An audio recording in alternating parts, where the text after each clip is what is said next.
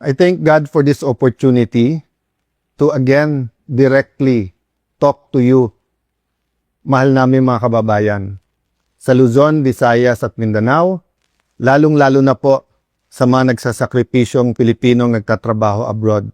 Magandang hapon sa inyo. Parati po natin pinagdadasal na pagpalain ang ating bansa. Kasama po sa pagpapala ay ang katotohanan. This verse, John 8:32, "Then you will know the truth, and the truth shall set you free." Madalas po ito makot, "The truth shall set you free." Yan po ay pwedeng gamitin sa spiritual, sa religious. It's a biblical principle, but it is also applicable to everyday life. For example, yung isang addict sa sugal man, sa drugs, pag hindi niya inamin sa sarili niya yung katotohanan na ako'y addict, na siya'y addicted sa drugs for example, hindi siya masaset free, hindi magkakaroon ng pagbabago. Lies continue to enslave us, truth set us free.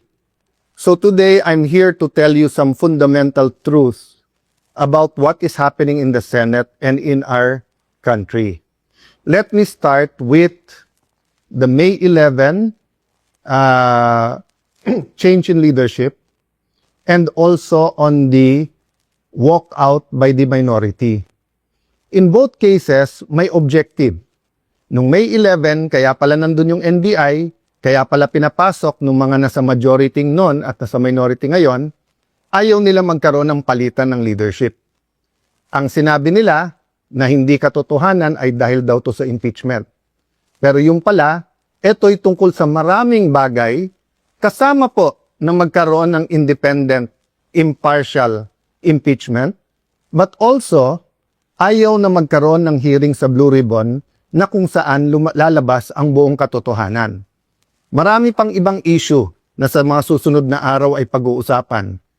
We're listening to you, we hear you, na ang pangunahing issue ay trabaho, ay kita, ay ang taas ng presyo, yung araw-araw na kabuhayan ng ating kababayan. Yan po ay pinakamalaking issue. Ang ating survival, spiritual, physical, financial survival is always a priority. Pareho din sa health po yun. Yung po ang speech ko noon, na ang ating spiritual health, physical health, mental health, financial health ay napaka-importante at dapat we look at the bigger picture. Pero tignan nyo po, para siguraduhin na mapagsilbihan kayo ng bagong majority, we want to make sure that kahit anong gawin ng outside forces, maging administrasyon o yung 11, nandyan yung 13 or at the very least 12 para yung sinasabing subukan naman natin ito. Masubukan nyo kung anong madideliver namin sa inyo. Ang problema, for the last 3 weeks, walang ginawa kung hindi takutin kami, i-twist ang aming arm, offeran ng kung ano-ano para lumipat sa kanila. I'll go back to that later on. What's my point? You want an independent Senate. Our Constitution provides for the separation of power. Bakit separate? Because they are interdependent, but they are independent. Ibig sabihin ko, one cannot survive without the other. Hindi naman po pwedeng walang judiciary. Hindi pwedeng walang executive department. Pero hindi naman po pwede po na executive department lang at puppets lang po ang nasa judiciary or in this case, the legislature. So nung nag-walk out po sila, ano sabi nila?